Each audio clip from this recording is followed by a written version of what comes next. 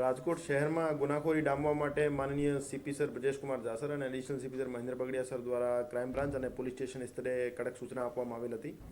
શહેરમાં સંગઠિત ગુના આચરતી ટોળકીઓને ક્રાઇમ બ્રાન્ચ દ્વારા આઈડેન્ટિફાઈ કરવામાં આવેલ છે. એમાં એક ટોળકી બાટલી ગેંગ કરીને છે, જેમાં 14 જેવા સાગરીતો સામેલ છે અને આ રૂખડિયાપરા રેલનગર વિસ્તારમાં એક્ટિવ છે. એના વિરુદ્ધ ગુસ્સી ટોક હેઠળ કાર્યવાહી કરવા માટે એસીપી શ્રી બસિયા સાહેબ અને એમની ટીમ પીઆઈ શ્રી ગોંડિયા સાહેબ, પીઆઈ શ્રી ડામોર સાહેબ અને પીઆઈ શ્રી જાદવ સાહેબ, પીએસઆઈ શ્રી જાડેજા સાહેબ દ્વારા મહેનત કરી જીસીટીઓસી હેઠળ એક દરખાસ્ત તૈયાર કરવામાં આવેલ હતી અને જેના આધારે પ્રનગર પોલીસ સ્ટેશનમાં એક ગુનો દાખલ કરાવવામાં આવેલ છે.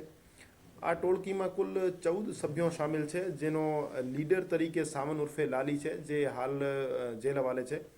અને આ સિવાય 9 આરોપી, જેમાં સમીર ઇસ્માઇલ શેખ, ઈશુભા રિઝવાન દલ, મીરખાન દલ, અસલમ શેખ ઇત્યાદિ અમારા કસ્ટડીમાં છે અને એક બીજો આરોપી જેલ હવાલે છે. તો આમ 11 સભ્યો જે છે અમારા કબજામાં છે અને 3 આરોપીઓને હજુ ફરાર છે, એને પકડવા માટેની તજવીજ ચાલુ છે. આ આરોપીઓ વિરુદ્ધ ખૂનની કોશિશ, લૂંટ, ગેરકાયદેસર મંડળી, પોલીસ ઉપર હુમલો, એનડીપીએસનું વેચાણ જેવા 57 કરતાં વધારે ગુના છેલ્લા 10 વર્ષમાં દાખલ થયેલા છે અને એને ધ્યાને લઈને એના વિરુદ્ધ જીસીટીઓસી હેઠળ એક કાર્યવાહી કરવામાં આવેલ છે. અને આ સિવાય પણ રાજકોટ શહેરની બીજી ટોળકીઓ ઉપર કામગીરી અત્યારે ચાલુ છે અને એના વિરુદ્ધ પણ જીસીટીઓસી હેઠળ કાર્યવાહી કરવામાં આવશે. માટે